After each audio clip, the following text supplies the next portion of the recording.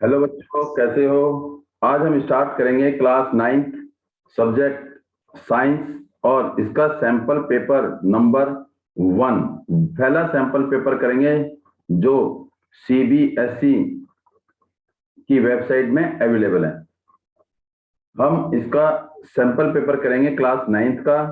Complete all question 60 के 60 question एक ही video में कंप्लीट करेंगे। स्टार्ट करने से पहले प्लीज लाइक, शेयर और सब्सक्राइब, जिन्होंने नहीं किया सब्सक्राइब कर दें प्लीज। एंड नाउ लेट्स, ताकि हम आपके लिए रोज वीडियो लाते रहें 9th और क्लास 10th के लिए मैथ और साइंस का। चलिए स्टार्ट करते हैं। First question, which of the following will be result in the formation of mixture. इनमें से कौन सा रिजल्ट जो क्या बनाता है, मिक्सचर बनाता है। Breaking of ice cube into small piece, no. Ice cube टूटते हैं छोटे छोटे पीसेज में तो वो मिक्सचर नहीं है। Adding of sodium metal in water, sodium metal में वाटर मिलाया तो मिक्सचर नहीं है। ये क्या बन जाएगा, एक रिएक्शन हो जाएगा। Agitating a detergent with water in a washing soda, ये है, एक बन जाएगा, मिक्सचर बन जाएगा। No new substance is form. Now second question, flexibility in a plant is due to, जो फ्लेक्सिबिलिटी है या बेंडिंग है, बेंडिंग इन प्लांट या फ्लेक्सिबिलिटी इन प्लांट, वो किसकी वजह से, कॉलन कायमा की वजह से। किसी वजह से, कॉलन कायमा। जो फ्लेक्सिबिलिटी है या बेंडिंग, जो प्लांट बेंड होते हैं वो किसकी वजह से, कॉलन कायमा की वजह से। Next, the cell appear elongated, cell कैसे होते हैं, लंबे, elongated and taper at the end. End में क्या होते हैं, टेपर हो जाते हैं। मींस लंबे होते हैं और क्या होते हैं, एंड में क्या होते हैं, और टेपर हो जाते हैं। तो इस टाइप के सेल को हम क्या बोलते हैं, ये टाइप के सेल हमारे कहलाते हैं स्क्लेरन कायमा फाइबर या स्क्लेरन कायमा टिश्यू या स्क्लेरन कायमा सेल, जो long, narrow and tapered at corner, tapered at end में क्या होते हैं, टेपर हो जाते हैं। तो कौन से होते हैं, स्क्लेरन कायमा। नेक्स्ट क्वेश्चन है हमारा question number 4, a ball is throne up with A velocity, एक बॉल नीचे से ऊपर फेंकी विद ए वेलोसिटी, इसका मतलब यू क्या है उसका, 20 metre per second.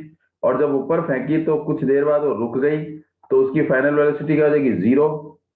What is the time, तो टाइम कितना लगा नीचे से ऊपर जाने में, t1, और ऊपर से नीचे आने में t2, और दोनों टाइम क्या होंगे, सेम होंगे। तो t1 plus t2 is equal to total time is equal to T आ जाएगा। क्या आ जाएगा, टोटल टाइम टी।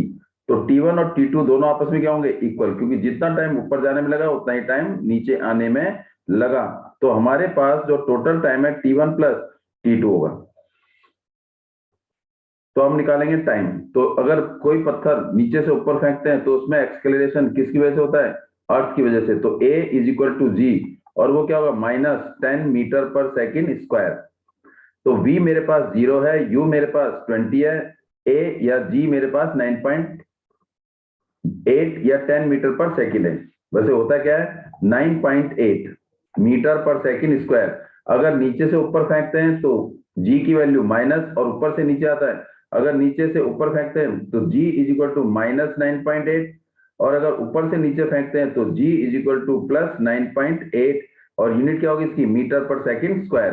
तो निकाल दीजिए v minus u is equal to g, और ये t, g मल्टीप्लाई जाके divide, v minus you upon में g इज इक्वल टू क्या हो जाएगा, t। तो निकालिए, t is equal to v कितना है, 0, u कितना है, -20 अपॉन में g -10। तो -20 अपॉन में -10, माइनस से माइनस कट, 0 से 0 कट, तो व्हाट इज लेफ्ट, 2 सेकेंड। इसका मतलब नीचे से ऊपर तक पहुंचने में पत्थर को कितना टाइम लगा, 2 सेकेंड, और ऊपर से नीचे आने में भी क्या लगेगा, 2 सेकेंड। तो टोटल टाइम कितना हो गया, 2 सेकेंड प्लस में 2 second is equal to 4 second. उसने, क्योंकि उसने पूछा है टोटल टाइम ऑफ फ्लाइट, कितनी देर वो हवा में रहा, कितनी देर तक रहा, जब तक ग्राउंड पर टच नहीं हुआ। तो कितने सेकेंड, 4 सेकेंड। तो आंसर इज डी। आंसर क्या हमारा, D. And now move to question number 5। According to the third law of motion, third law of motion क्या है, to every action there is equal and opposite reaction. Means हर action किसके बराबर है? उसके reaction के बराबर है। Action and reaction either act on either body at a normal each other. वैसे एक्शन और रिएक्शन दोनों अलग अलग ऑब्जेक्ट में काम करते हैं और दोनों की डायरेक्शन क्या होती है? अपोजिट होती है, बट मैग्नीट्यूड क्या होता है? Same. Third law of motion कहता है कि action and reaction are equal in magnitude and act on two different object, और उनकी डायरेक्शन भी क्या होती है? अपोजिट होती है। act on either body at normal each other, always act on different body in opposite direction। हमेशा अलग दो ऑब्जेक्ट में करते हैं और उनकी डायरेक्शन क्या होती है? हमेशा अपोजिट होती है। जैसे मान लो ये टेबल है, टेबल में क्या रखी है? बुक रखी है। टेबल में क्या रखी है? बुक। ये बुक है, तो बुक किधर को फोर्स लगा रही है? नीचे को। और टेबल किधर को लगा रही है? ऊपर को। बुक ने फोर्स लगाया टेबल के ऊपर और टेबल ने फोर्स लगाया बुक के ऊपर, और दोनों की डायरेक्शन अपोजिट है बट इक्वल इन मैग्नीट्यूड। तो इसका मतलब क्वेश्चन आंसर हो गया होगा इसका 5। Question number 6, what is the order of method applied to separate the component of a mixture of salt? Salt को, सैंड को और अमोनियम क्लोराइड को कैसे अलग करेंगे इन सबके मिक्सचर में? अगर सैंड, सोडियम, अमोनियम क्लोराइड और सॉल्ट का मिक्सचर बना दिया तो कैसे सेपरेट करेंगे? सबसे पहले अमोनियम क्लोराइड, जो क्या है? अमोनियम क्लोराइड जो क्या होता है? सबलाइम होता है। तो सबसे पहले अमोनियम क्लोराइड क्या होगा? सबलाइम होगा। फिर उसके बाद बचा क्या? सॉल्ट और सैंड। बचा क्या? Salt and sand. Salt and sand बचा। दोनों में क्या मिला देंगे? पानी मिला देंगे। पानी मिलाने के बाद क्या करेंगे? दोनों मिक्स हो जाएंगे। लेकिन सैंड पूरी तरह से मिक्स नहीं होगा, क्योंकि उसके साइज, पार्टिकल के साइज क्या है? बड़े हैं। तो क्या करेंगे? सैंड को पानी से कैसे अलग करेंगे? फिल्ट्रेशन प्रोसेस से। तो सैंड को अलग करेंगे फिल्ट्रेशन प्रोसेस से। फिर बचा क्या? नमक में, नमक में पानी बचा। तो नमक और पानी का सॉल्यूशन या मिक्सचर हम किससे करेंगे? By the process of evaporation. तो पहले सब्लिमेशन, पानी मिलाया, फिर फिल्ट्रेशन, फिर उसके बाद इवोपरेशन। तो sublimation, dissolve in water means नमक और सैंड को पानी में घोल दिया। उसके बाद क्या करा? फिल्टर करा। फिल्टर से क्या हो गया? सैंड अलग हो गया। बचा क्या? नमक और पानी का मिक्सचर बचा। दोनों में को क्या कर दिया? कौन से प्रोसेस से? इवोपरेशन से सॉल्ट हमारा अलग हो जाएगा। तो इस तरीके से हम अलग कर सकते हैं। कौन सा आंसर है? पहला, sublimation, dissolving in water, filtration and evaporation. Match the following with the correct response. आपने मैचिंग करनी है। सेल्फ रेप्लिकेट ऑर्गेनिला मींस अपना ही ओन डीएनए। जिसका अपना डीएनए किसका है? न्यूरॉन का है, क्रोमेटिन का है, क्रोमोप्लास्ट का है, या माइटोकॉन्ड्रिया का है? तो मेरे ख्याल से ए का जो आंसर है वो क्या होगा? फोर्थ होगा। क्या होगा? फोर्थ। मींस ए का आंसर 4। देखिए ये हमारे पास क्या है? डी। अगर आप देखोगे ए का फोर्थ का आंसर केवल एक ही है, तो इसका मतलब बाकी चेक करने की जरूरत नहीं, केवल डी पे लगा देंगे। तो इसका मतलब फिर भी आप चेक कर लीजिए। देखिए सेल्फ रेप्लिकेटिंग ऑर्गेनेला क्या होगा? Mitochondria. Longest of the human cell क्या हो जाएगा हमारा? न्यूरॉन। न्यूरॉन ने देखे बी।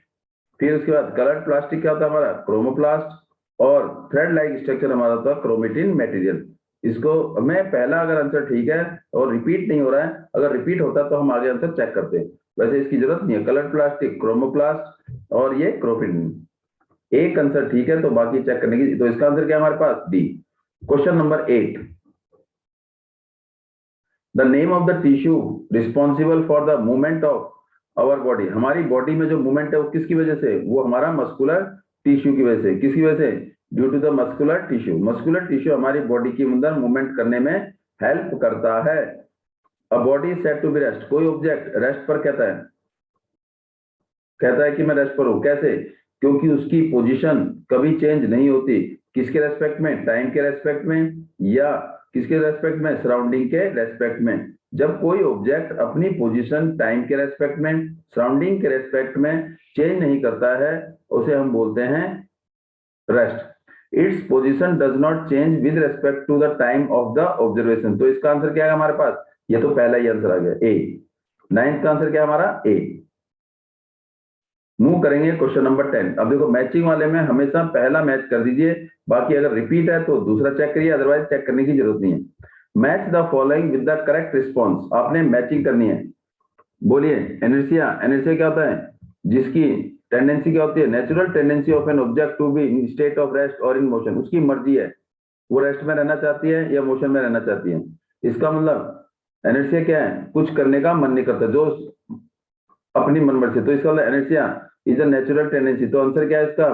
फोर्थ। ए का पार्ट है फोर्थ, देखो ए का सेकंड, फिर ए का थर्ड, फिर ए का फर्स्ट, ए का फोर्थ, तो एक ही ऑप्शन है, तो हमारे क्या हो जाएगा? Option D.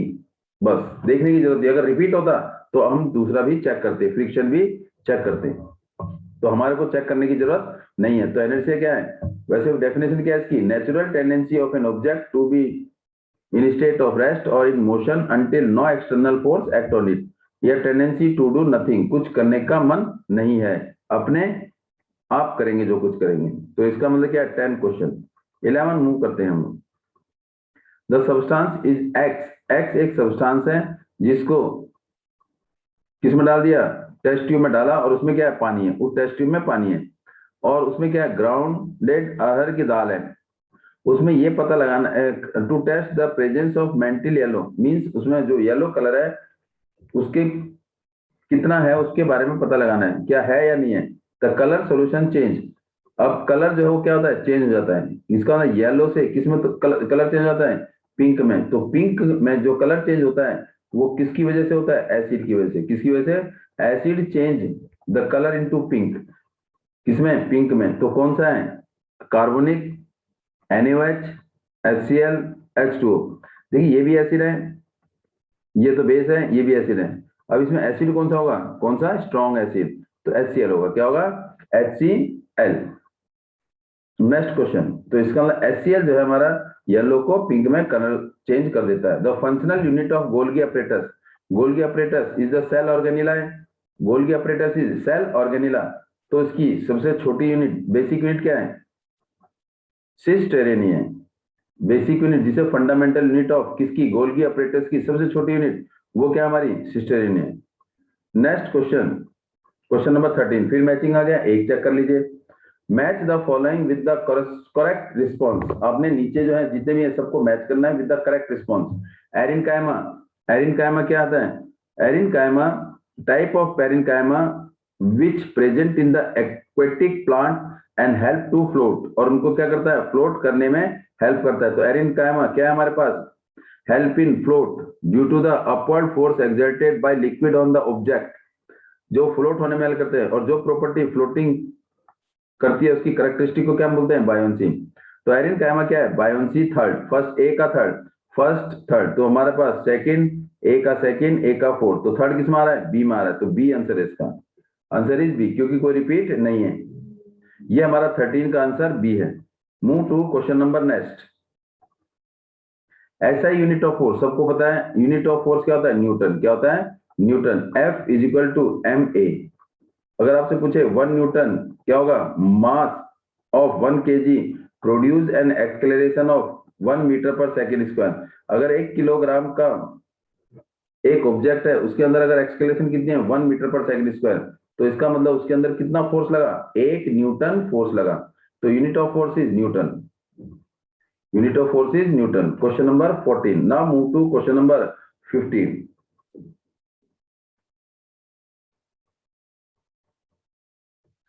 जैसा unit of momentum express in momentum, हमने पढ़ा है कि force is directly proportional to M V minus M U, change in momentum upon rate of change of momentum, change in momentum upon में time.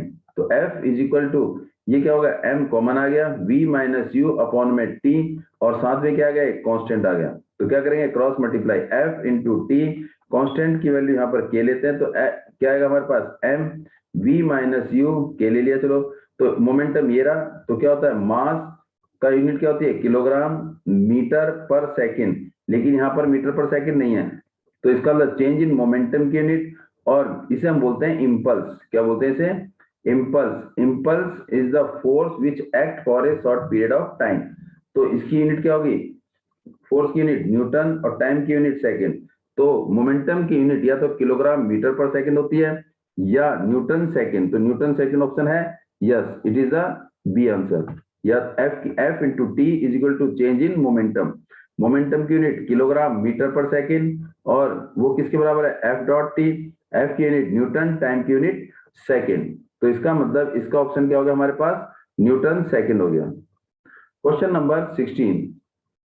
ये कह रहा है कि HCl को हम ऐड करते हैं किसमें, HCl is added to the iron plus में सल्फर, तो क्या बनता है इसका अंदर, ये आयरन को सल्फर में ऐड करते हैं तो क्या बन जाता है automatically, iron sulphide HCl plus में FeS, तो क्या बनेगा HCl प्लस FeS, दोनों मिल जाएंगे और दोनों मिलके क्या बनेगा इसका मतलब H2S, और फिर H2S और FeCl2, H2S और फिर FeCl2, और फिर बाद में ये क्या रिलीज करता है, हाइड्रोजन गैस, क्या रिलीज करता है, हाइड्रोजन गैस, तो it mean it release mixture of iron sulphur react with HCl to give, ये भी देता है, लेकिन इसके बाद हमारे क्या मिलते हैं, हाइड्रोजन गैस, तो इसका मतलब प्रोड्यूस पॉप साउंड, जब उसके पास ले जाते हैं तो प्रोड्यूस करता है पॉप साउंड, तो ये फिर बाद में रिलीज क्या करता है, हाइड्रोजन गैस रिलीज करेगा, तो इसका ऑप्शन क्या हमारे पास D. Move to question number 17। Protein and lipid essential for a building of cell membrane are manufactured by, इसमें केवल एक ही ऑप्शन लिखा है rough endoplasmic reticulum, but it is not only rough but also क्या है, स्मूथ एंडोप्लाज्मिक रेटिकुलम, तो इसका आंसर है हमारे पास सी, बस इसमें ऑप्शन आर याद रखा है।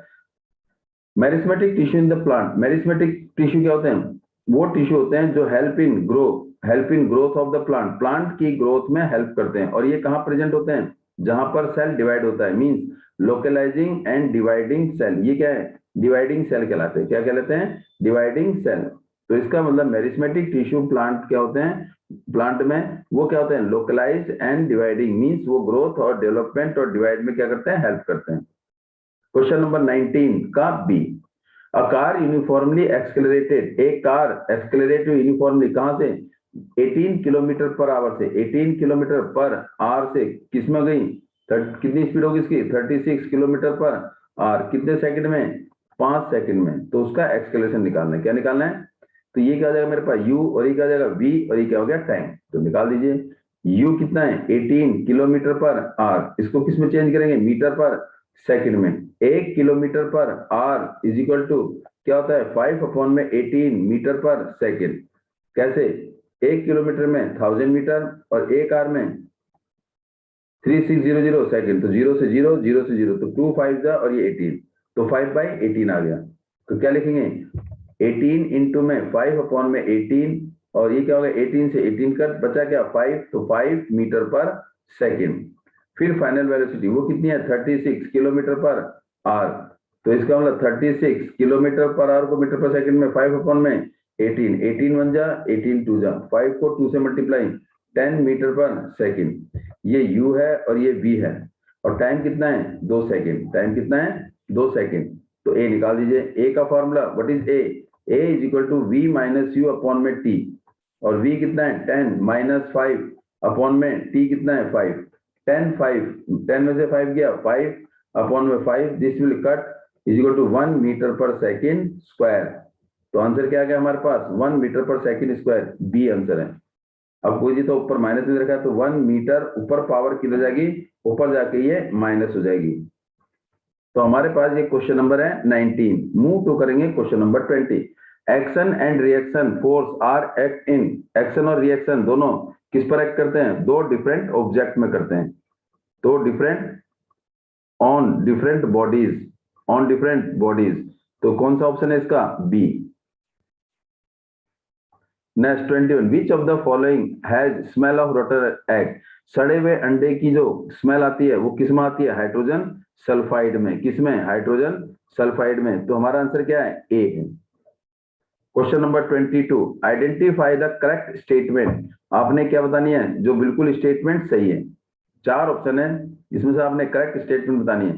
Double membrane is present in the nucleus, nucleus में 2 मेम्ब्रेन होते हैं, यस। लीवर सेल कैरीड 500 से 1000 माइटोकॉन्ड्रिया, मतलब एक लीवर सेल में, जो लीवर सेल है जो डाइजेस्ट का काम करता है उसमें कितने 50 500 से 1000 माइटोकॉन्ड्रिया, इतने छोटे छोटे माइटोसेल और ऑर्गेनेला प्रेजेंट होते हैं, यस, तभी तो वो क्या करता है हेल्पिंग,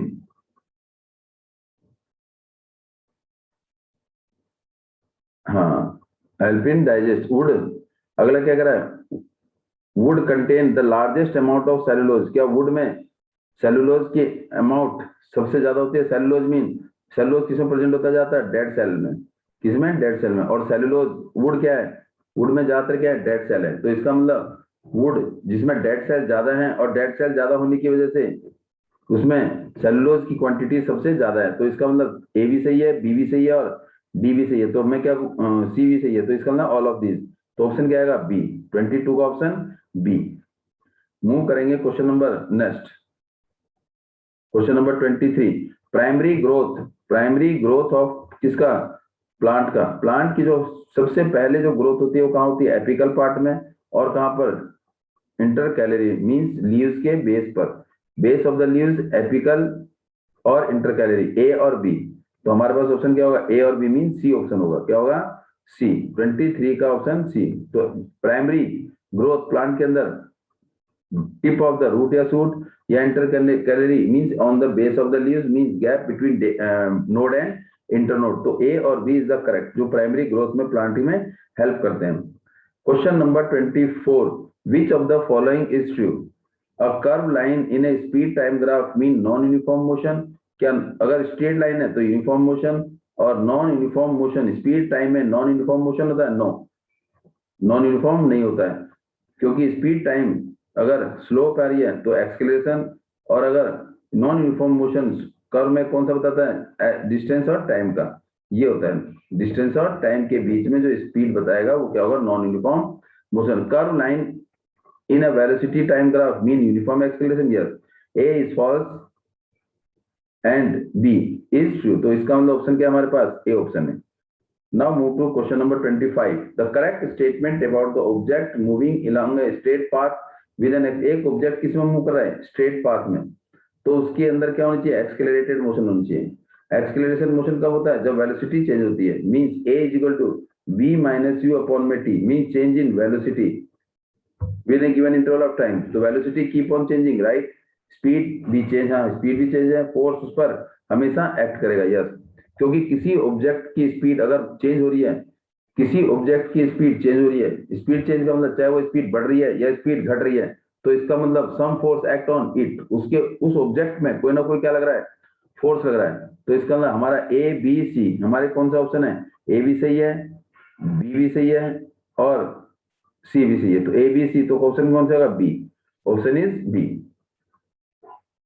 क्वेश्चन नंबर 25 तो 26, आपसे क्या कहा था मैंने, मैचिंग केवल एक ही चेक करनी है, living membrane surrounding the cell, इसका मतलब सेल के बाहर जो एक मेम्ब्रेन होती है वो क्या है, लिविंग है, उस लिविंग मेम्ब्रेन का नाम क्या है, उस लिविंग मेम्ब्रेन का नाम क्या है, प्लाज्मा मेम्ब्रेन, तो फर्स्ट का क्या है, बी, फर्स्ट का बी, ए में फर्स्ट का बी, सेकंड में फर्स्ट का डी, थर्ड में फर्स्ट का सी, फोर्थ में फर्स्ट का ए, तो ऑप्शन क्या है, बी, तो एक ही आ रहा है, तो इसका मतलब ऑप्शन हम लगा देंगे, तो बाकी तीन चेक करने की जरूरत नहीं, अगर रिपीट होता है फिर मैं दोबारा बता रहा हूँ, अगर रिपीट होता तो इसे हम चेक करते, अगला स्टेप भी हम इसको चेक करते। क्वेश्चन नंबर 27, मूव करेंगे question number 27, the substance found in the cell of cork, cork के सेल वॉल में या बार्क में, that make it impervious to water, means जो वाटर लॉस को रोकता है, जो वाटर को बाहर आने से रोकता है, जिससे प्लांट में पानी की मात्रा कम ना हो जाए, उसमें उसको रोकने के लिए कोई सब्सटेंस मिलाया जाता है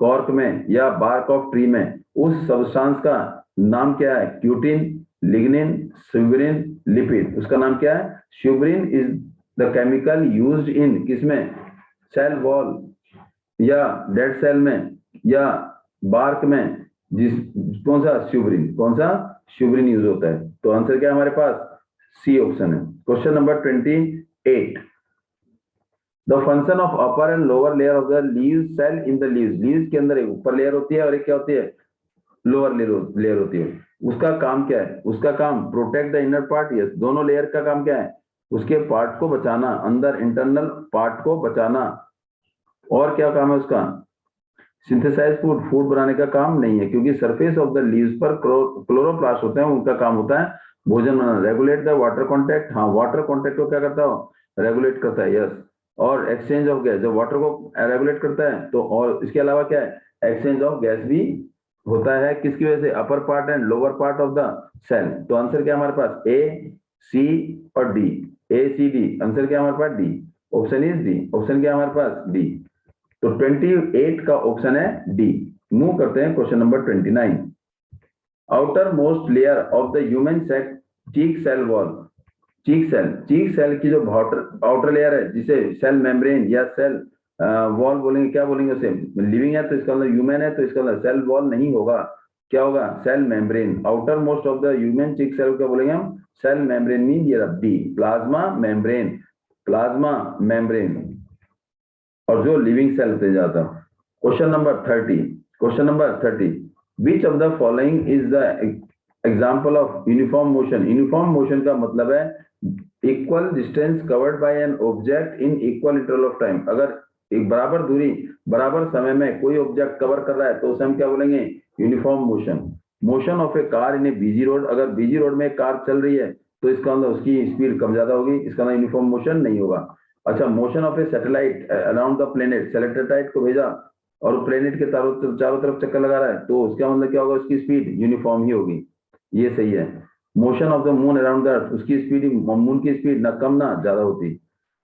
motion of any particle on the arm of cloth, अगर आर्म ऑफ क्लॉथ में अगर कोई पार्टिकल है तो उसकी जो स्पीड है वो क्या है? Uniform circular motion. क्योंकि नीडल की क्या है? आर्म की या नीडल की स्पीड क्या है? यूनिफॉर्म है, तो उसके अंदर कोई पार्टिकल है उसकी स्पीड भी क्या होगी? यूनिफॉर्म होगी। तो कौन सा ऑप्शन है?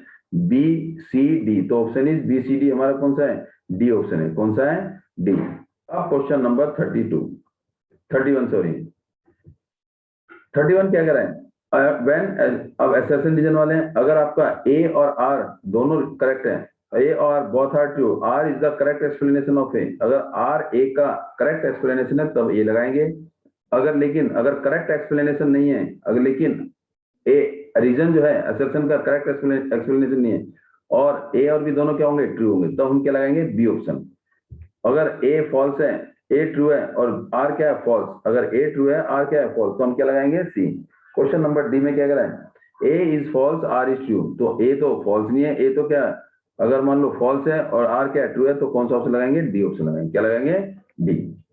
चलिए, असर्शन क्या कह रहा है? When astronaut throw something in space, space में एस्ट्रोनॉट ने कुछ फेंका, the object will continue moving in the same direction along in the same speed.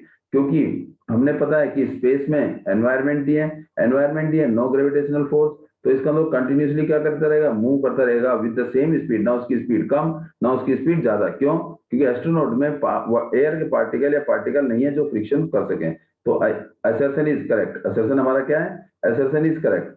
अब मूव करते हैं रीजन में। The acceleration of a object is produced by net force is directly proportional to the magnitude of force and inversely related to the mass. Yes, F second law of motion का होता है, F is equal to M A होता है। यहां से A की value क्या निकाल दी? एफ अपॉन में एम इज इक्वल टू ए। तो इसका मतलब ए हमारे पास क्या है? एफ अपॉन में एम।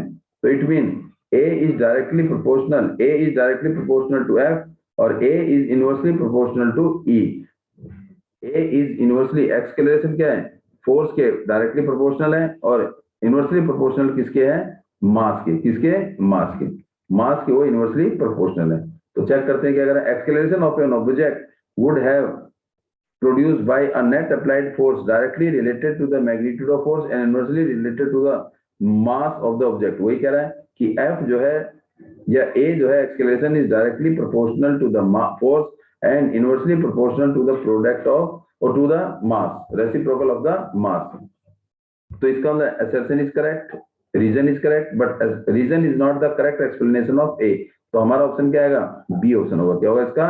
इस 31 का जो ऑप्शन होगा वो क्या होगा हमारे पास? बी होगा। 31 का ऑप्शन क्या होगा हमारे पास? B.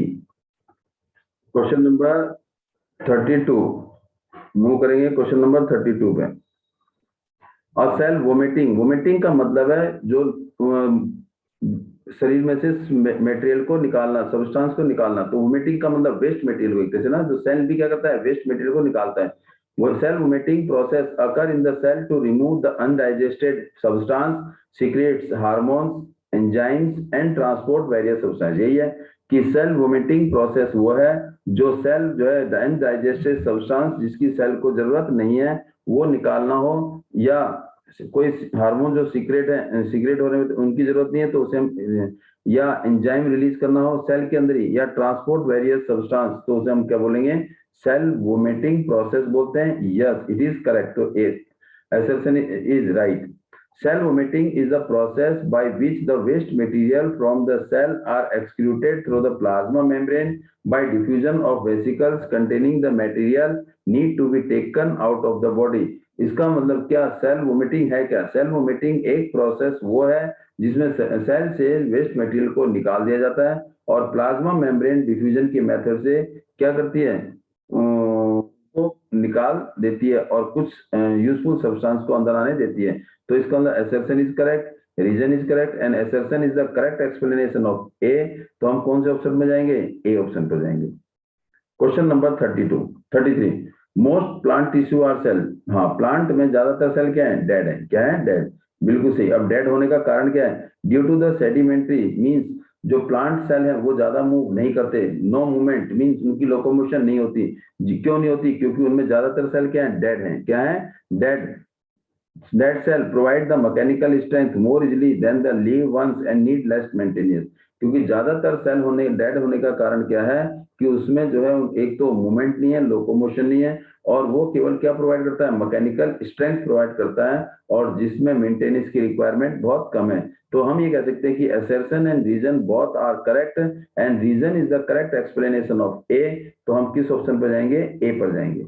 Question number 34, when a displacement of a body is directly proportional to the square of the time। displacement of the body means जो d है या s जो है वो क्या है? directly proportional to the square of the time। तो क्या acceleration constant होगा? अब ये तो पता ही नहीं, चलिए देखते हैं। हमें पता है कि v इज इक्वल टू क्या होता है? ds अपॉन में t मीन्स डिस्टेंस अपॉन में टाइम, डिस्टेंस अपॉन में टाइम, तो क्रॉस मल्टीप्लाई, तो s is equal to vt। तो इसका मतलब क्या हो गया कि s is directly proportional to time, s is directly proportional to time, तो v वेलोसिटी क्या हो जाएगी? हमारी कांस्टेंट हो जाएगी। क्या हो जाएगी? कांस्टेंट। लेकिन वो तो t स्क्वायर पूछ रहे हैं, तो दोबारा देखिए s is equal to vt आ गया, but a is equal to v upon में t means acceleration is equal to velocity upon में टाइम, इसको भी क्रॉस मल्टीप्लाई करते हैं, तो v इज इक्वल टू क्या होगा? at। v is equal to at। इस v की वैल्यू कहां पुट कर देंगे? इसमें रख देंगे। तो बोलो s is equal to v into T, और s is equal to v की जगह क्या रख देंगे? at। ये रख देंगे, v की जगह क्या रख देंगे? at। at और t पहले से है, तो क्या आ जाएगा? at का स्क्वायर, तो s is equal to at square आ गया। अगर s is equal to at square है, तो इसका मतलब जो डिस्टेंस है वो directly proportional to the square of the time. s is the displacement or the distance is directly proportional to the square of the time। Directly proportional है, तो ये जो हमारे पास जो भी फिजिकल क्वांटिटी होगी वो क्या होगी? कांस्टेंट होगी। क्या होगी? वो कांस्टेंट। तो acceleration is constant, uniform acceleration mean constant. उसके बाद कह रहा है स्लोप ऑफ वेलोसिटी डायग्राम। अगर हम वेलोसिटी डायग्राम बनाते हैं, ये v और ये t, तो ये क्या रिप्रेजेंट करता है ग्राफ? ये स्ट्रेट स्लोप, ये रिप्रेजेंट करता है एक्सेलरेशन। क्या करता है? एक्सेलरेशन। क्या करता है? Slope of vt graph, slope of vt graph represent the uniform acceleration, present uniform acceleration produce होता है। Next question number 35, assertion plasma membrane is the selective permeable. बिल्कुल सही। प्लाज्मा मेम्ब्रेन को तो सिलेक्टिव परमेबल मेम्ब्रेन के नाम से ही जाना जाता है, क्योंकि ये सिलेक्टेड सब्सटेंस को इन और आउट करता है, जिसकी जरूरत नहीं है उसको ये देता नहीं है। तो इसका मतलब it is correct. Plasma membrane allows some molecule to pass through it more easily than the other. Plasma membrane कुछ सब्सटेंस को बड़ी आसानी से आगे पास होने देता है other than other the substance, और बाकी सेल ऑर्गेनेल को छोड़ के। क्या ये सही है? यस। तो इसका मतलब 35 का ए भी सही है, 35 का बी भी सही है, और बी प्लाज्मा मेम्ब्रेन की जो एक्सप्लेनेशन है जो फर्स्ट को assertion को सेटिस्फाई करती है, तो इसका आंसर क्या है? ए। इसका reason is also correct and explanation of A. तो हमारा आंसर क्या आ जाएगा? इसमें ए आएगा, 35 में ए। 36, प्लाज्मोलाइसिस इन ए प्लांट डिफाइन एज। प्लाज्मोलाइसिस इन ए प्लांट, मान लो एक प्लांट सेल है। प्लाज्मोलाइसिस क्या है? प्लाज्मोलाइसिस का मतलब ये हो गया, इसका मतलब इसमें से जो साइटोप्लाज्म है हाइपोटोनिक सॉल्यूशन में, ये जो साइटोप्लाज्म है ये क्या होने लगता है? सिकुड़ने लगता है, कॉन्ट्रैक्ट होने लगता है। तो कॉन्ट्रैक्ट होने लगता है, इसका मतलब जो सेल वॉल को क्या करता है? सेल वॉल से अपनी जगह छोड़ देता है, तो इसको हम बोलते हैं प्लाज्मोलाइसिस। और ये किस में होगा? श्रिंक किस में होता है?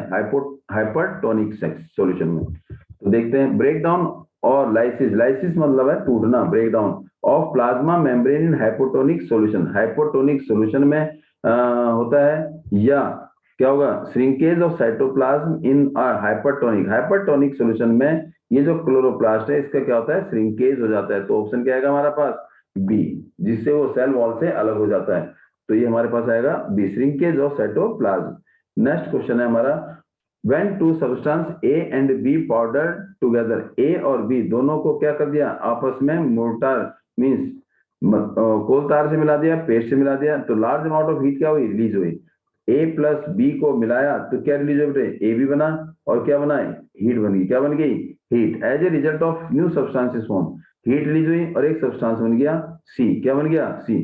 तो जो सी जो है वो हमारा क्या है, मिक्सचर है, कंपाउंड है, एलिमेंट है, या बोथ एलिमेंट, कंपाउंड और मिक्सचर। तो क्या होगा, जो दोनों को मिला दिया तो क्या बनेगा, इसमें कंपाउंड बनेगा। क्या बनेगा, 37 का बी। नेक्स्ट क्वेश्चन है 38, लिग्निफाइड और थिकनेस सेल वॉल, लिग्निफाइड और थिकनेस, थिकेंड सेल वॉल केवल उस प्लांट में, उस सेल में प्रेजेंट होते हैं जो ज्यादातर डेड होते हैं। ठीक है, इज ए करेक्टरिस्टिक फीचर। ज्यादातर सेल किसमें होते हैं, डेड। इसमें तो ज्यादातर लिविंग होते हैं, 3 लिविंग 1 नॉन लिविंग। जैलम में सारे सेल क्या होते हैं, नॉन लिविंग, केवल एक को छोड़ के, पैरेन्काइमा को छोड़ के बाकी सारे क्या होते हैं, नॉन लिविंग। तो इसका मतलब जो थिकनेस है सेल वॉल की वो किसकी वजह से, लिग्निफाइड की वजह से। तो लिग्निफाइड या वैक्यूल जो थिकनेस है सेल वॉल की ज्यादा है। तो जाइलम ये हमारा क्या है, PT2 में आ रहा है, और दूसरा क्या आ रहा है, PT2, और दूसरा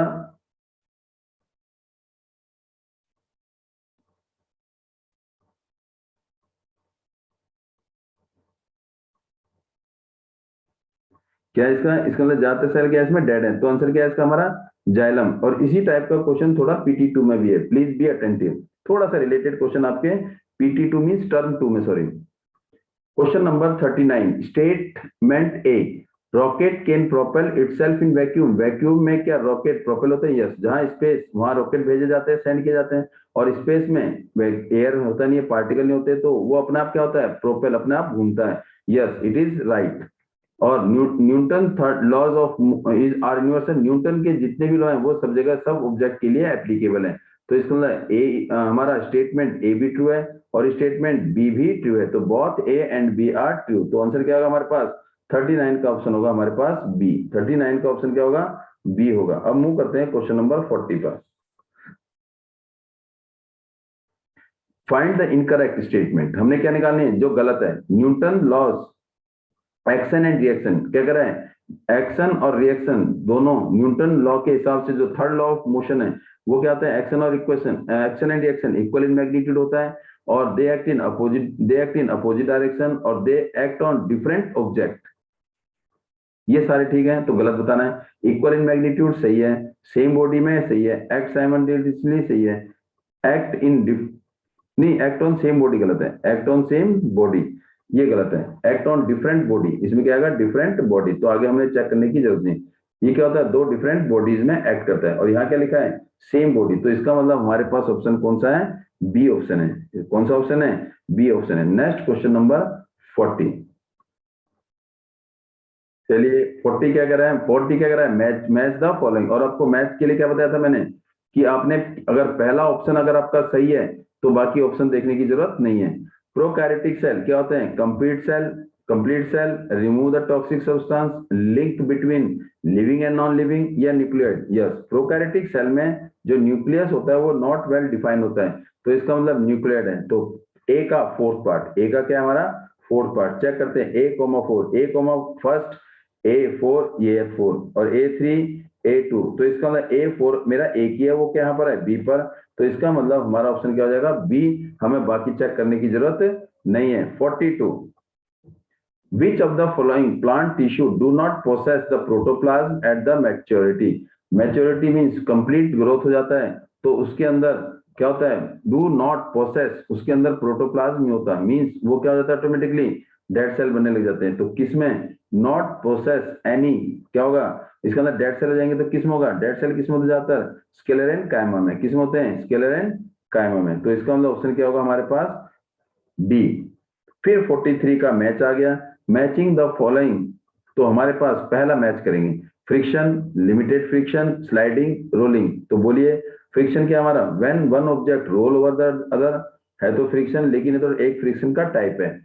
force just sufficient to move the object, क्या वो फोर्स जो केवल ऑब्जेक्ट को क्या करता है, सफिशिएंट हेल्प करता है क्या मूव करने में। या फ्रिक्शन क्या है third, force which oppose the motion, force, हाँ ये है फ्रिक्शन क्या है, वो फोर्स जो मोशन को क्या करता है, रोकने की कोशिश करता है ऑब्जेक्ट की, इसका अपोज द मोशन। तो फर्स्ट का आंसर क्या है हमारा सी। चेक करते हैं, फर्स्ट का ए, फर्स्ट का सी, फर्स्ट का बी, फर्स्ट का सी, तो फर्स्ट का डी सॉरी, तो हमारे पास ऑप्शन क्या है बी, फर्स्ट का सी, तो ऑटोमेटिकली बाकी सारे सेम ही होंगे। क्यों, क्योंकि फर्स्ट में हमारा कोई रिपीट नहीं है, तो ऑप्शन क्या हो गया हमारे पास बी हो गया, 43 का answer B. Now move to question number 44। A mixture of iron filings means iron filing powder ले लिया और सल्फर को हीट किया। जब सल्फर को और पाउडर को हीट किया तो क्या होगा, इट फॉर्म आयरन सल्फाइड। लेकिन वो आयरन सल्फाइड कब बनता है, जब पहले आयरन मेल्ट होता है फिर उसके बाद सल्फर मेल्ट होता है। तो क्या बना रहा है, heated in a hard boiling to which of the following is observe, iron will melt first, क्या आयरन पहले मेल्ट होगा, यस आयरन पहले मेल्ट होगा फिर उसके बाद सल्फर। तो ऑप्शन क्या हमारे पास ए, 44 का ए। अगेन मैच आ गया, तो मैच द फॉलोइंग, तो क्या कह रहा है, सब्सटेंस रिटेन देयर प्रॉपर्टी, वो सब्सटेंस उस कॉलम बी में क्या है, कॉलम ए में कुछ प्रॉपर्टी दी गई है और उस प्रॉपर्टी किसकी है वो आपने मैच करना है।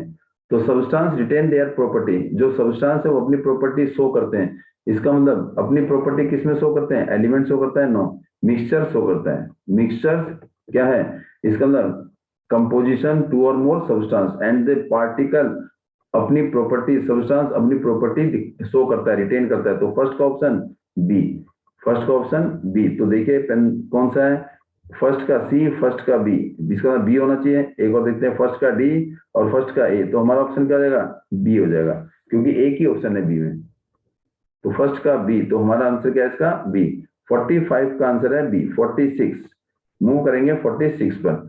Energy currency of the cell, cell की जो एनर्जी करेंसी है which produce large amount of energy, वो क्या हमारी ATP, adenosine triphosphate, adenosine triphosphate, ATP full form adenosine triphosphate, ये हमारा क्या है एटीपी, जिसे हम करेंसी ऑफ एनर्जी भी कहते हैं।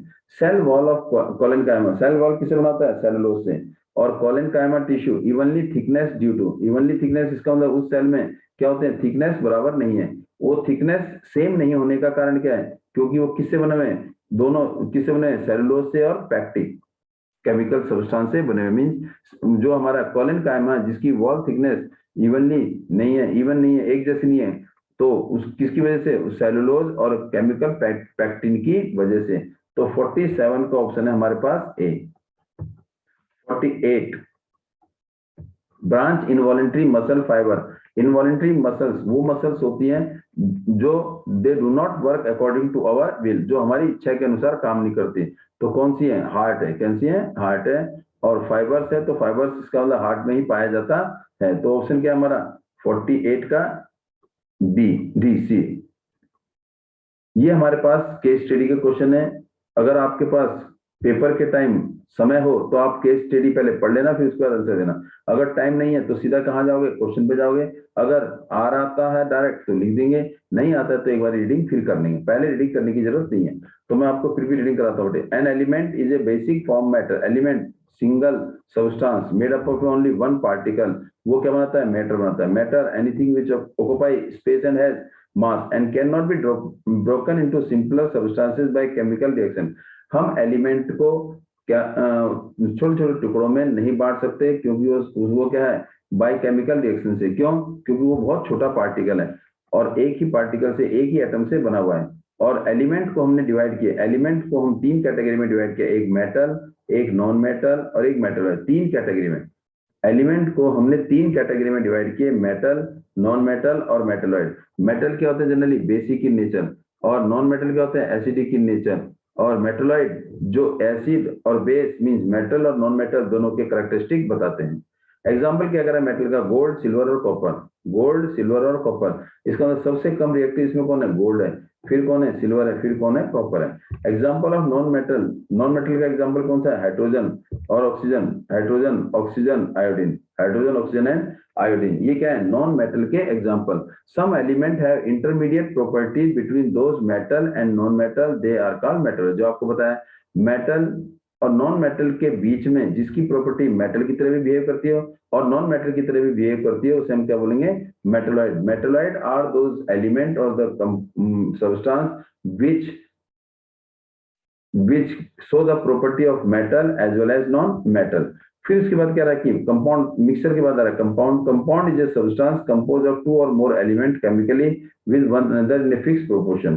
फिक्स प्रोपोर्शन में दो या दो से ज्यादा एलिमेंट को अगर हम कंबाइन कर दें तो क्या होगा, बन जाएगा क्या, कंपाउंड बनेगा। क्या बनेगा, compound. The material obtain in group one is a mixture of two substance and the property of the mixture are same as that is consistent. Group one में जो मटेरियल हैं उनके जो दो सब्सटेंस हैं वो क्या है, वो क्या, first of the two material obtain, आइए उनके नाम है बेटे आई और Subhash. Next,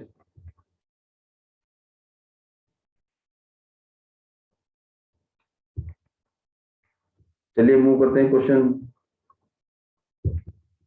is that the only metal that liquid at room temperature. Liquid में कौन है, mercury is the element which is liquid at room temperature.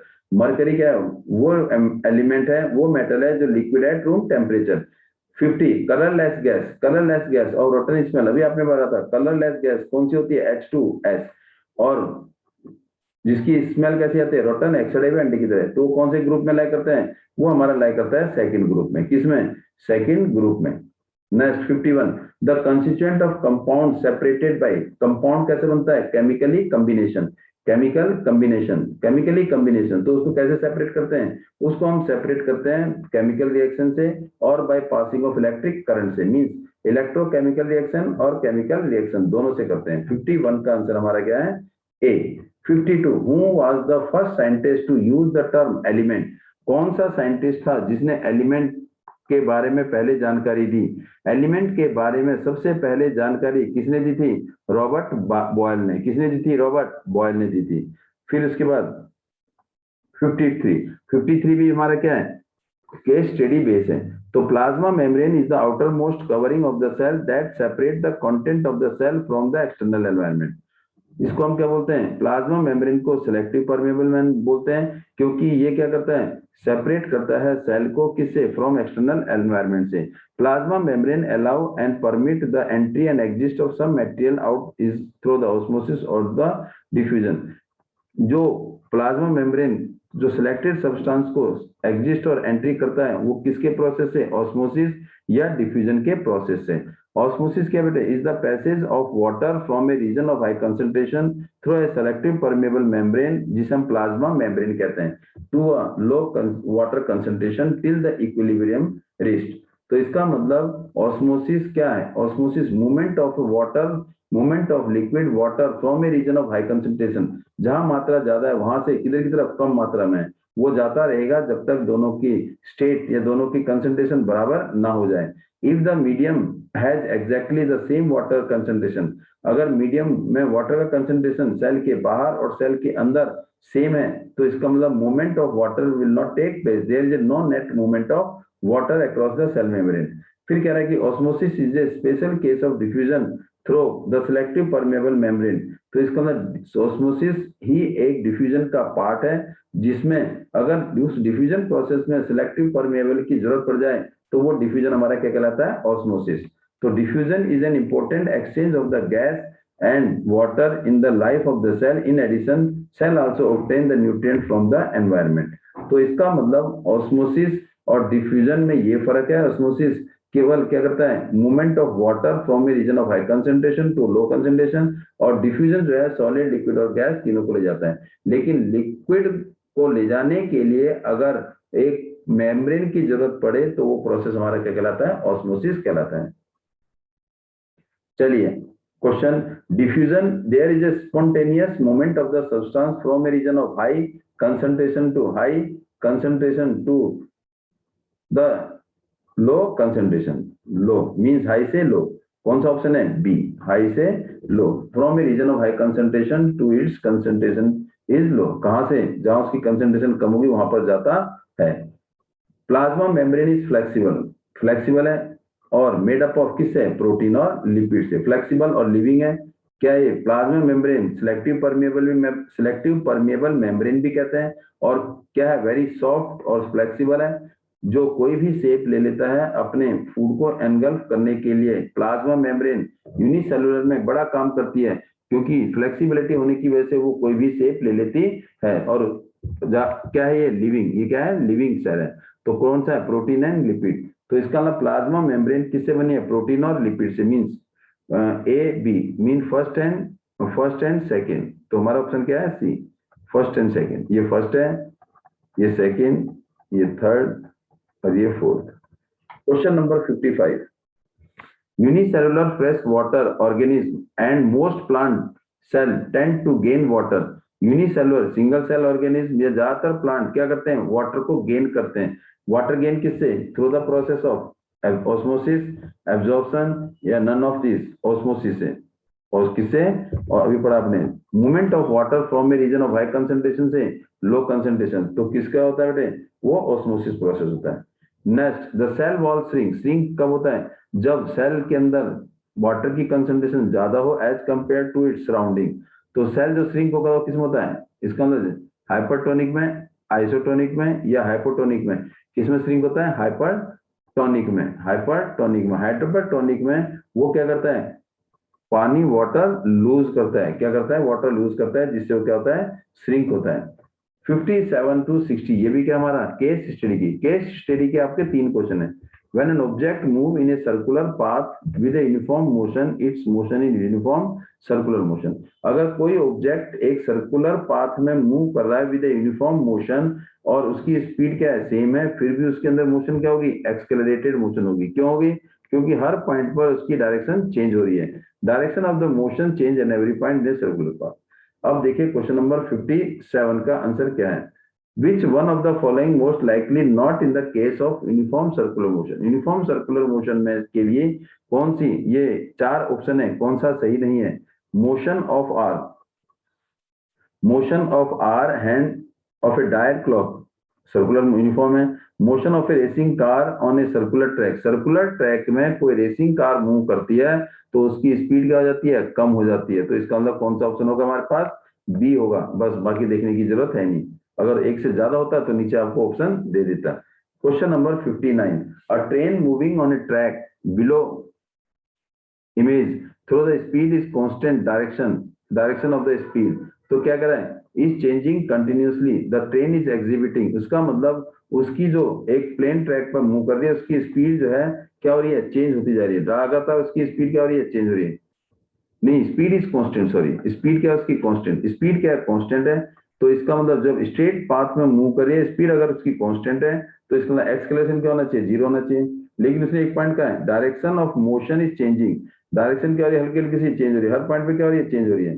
तो इसका मतलब जब कोई ऑब्जेक्ट कांस्टेंट स्पीड से मूव करता है और उसकी डायरेक्शन क्या हो रही है, चेंज इन डायरेक्शन क्या हो रही है, चेंज इन डायरेक्शन, तो वो जो हमारे पास स्पीड कहलाएगी वो क्या कहलाएगी, एक्सकेलरेटेड मोशन कहलाएगी, या एक्सकेलरेटेड स्पीड कहलाएगी। मीन एक्सकेलरेटेड मोशन, जब कोई ऑब्जेक्ट या तो स्पीड बढ़ाए या घटाए तब एक्सकेलरेशन होगा। अगर कोई ऑब्जेक्ट मूव कर रहा है एक यूनिफॉर्म स्पीड में और डायरेक्शन क्या कर रहा है, हर पॉइंट पर चेंज कर रहा है, तो that is known as accelerated motion. इसका मतलब when an object move in a circular path with a uniform motion, तो उसे हम बोलेंगे uniform circular motion. When an object move in a circular path at a uniform speed, तो उसे हम बोलेंगे यूनिफॉर्म सर्कुलर मोशन।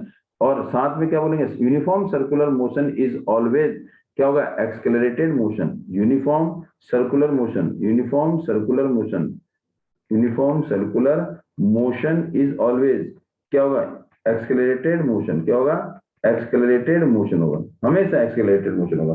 क्यों, क्योंकि मोशन तो कांस्टेंट है लेकिन उसकी डायरेक्शन चेंज हो रही है। तो आंसर क्या होगा इसका, D, option is D. Question number 59,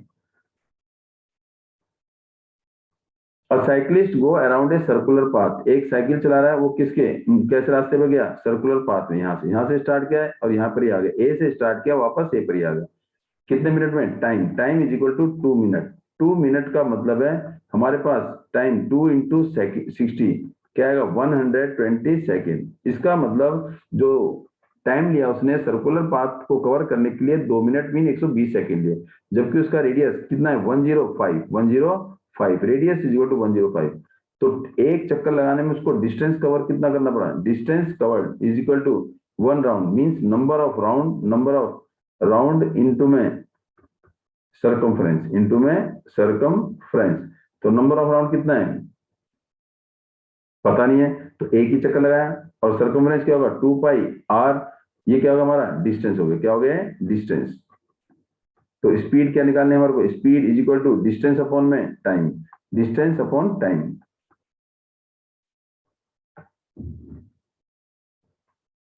distance 2 pi r upon में टाइम कितना है 2 मिनट, 2 मिनट मतलब 120 सेकंड। तो क्या आएगा 2 का 2 पाई की जगह 22/7 और r की जगह 105 इंटू में 120 बोलिए 2 से कट कर दो, 2 1 जा 260, फिर बेटे 2 से 1 11, फिर 2 से 30, फिर ये कट रहा है किससे 5 से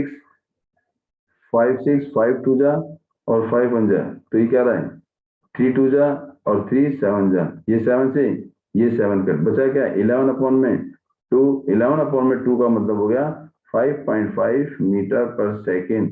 तो क्या हो गई यूनिट 5.5 मीटर पर सेकेंड। तो ऑप्शन क्या है हमारे पास, सी ऑप्शन है, 59 का ऑप्शन है सी। मूव कर रहे हैं क्वेश्चन नंबर 60 जो हमारा लास्ट क्वेश्चन है ऑफ दिस सैंपल पेपर, और फिर इसके बाद आपको नेक्स्ट सैंपल पेपर भी मैथ्स का साइंस का मिलता रहेगा और रेगुलर देखते रहेंगे तो आपको पेपर मिलता रहेगा। Which of the following statement is correct, कौन सा सही है, motion of the moon and earth is an example of non uniform, no, क्योंकि मून और अर्थ एक कांस्टेंट स्पीड से सर्कुलर पाथ में मूव करते हैं, गलत है, इसका मतलब नॉन यूनिफॉर्म नहीं है। When the velocity of an object is change it will say acceleration, yes, change in velocity का मतलब है v माइनस यू, और ये क्या प्रोड्यूस करता है एक्सेलरेशन, तो इसका मतलब second is correct. And now A satellite in a straight line orbit और अराउंड द अर्थ, नो, वो स्ट्रेट लाइन में नहीं है कर्व पाथ में है, इसका मतलब ये भी गलत। तो change in the velocity could be due to the change in the magnitude and direction of an object, अगर किसी ऑब्जेक्ट के अंदर वेलोसिटी बदल रही है तो वेलोसिटी चेंज होने का मतलब क्या है, उसकी स्पीड भी चेंज हो रही है और उसकी डायरेक्शन भी चेंज हो रही है, तो इसका मतलब ये भी हमारा सही है। तो हमारे पास सेकंड और फोर्थ ऑप्शन सही है, ये सेकंड और फोर्थ ए ही आंसर है, क्या हमारे पास ए, सेकंड और फोर्थ किसमें ए में, सेकंड और फोर्थ, और तो कोई नहीं है, तो इसका ऑप्शन हो गया हमारे पास A. And this is the last question of your sample paper, जो पूरा सैंपल पेपर 90 मिनट में करना है, तो आप इसे करिए, सॉल्व करिए, बार बार करते रहिए। अगर किसी टाइप का कोई गड़बड़ है, कोई आपको लगता है कि ये आंसर सही नहीं है, तो आप डिस्कस कर सकते हो कमेंट बॉक्स में भेज के, लेकिन आपको रेगुलर वीडियो मिलती रहेगी। Thanks for watching video. Please देखो सब्सक्राइब, देखो आप एक सब्सक्राइब आपको दबाना पड़ता है और उसमें आपका जाता कुछ नहीं है, लेकिन इसमें क्या मिलता है, हमारे को थोड़ी एनकरेजमेंट मिलती है और हम आपके लिए क्या करते हैं, अच्छी अच्छी वीडियो, इतना टाइम लगता है, कई बार क्या कहते हैं नेट चला जाता है तो दोबारा वीडियो बनानी पड़ती है, कई बार नेट थोड़ी देर के लिए चला गया तो उसी वीडियो को कंटिन्यू करते हैं, तो it take time to make a video for you. तो मैं आपसे रिक्वेस्ट करूंगा, please like share and subscribe जिन्होंने नहीं किया कर देना। Thank you.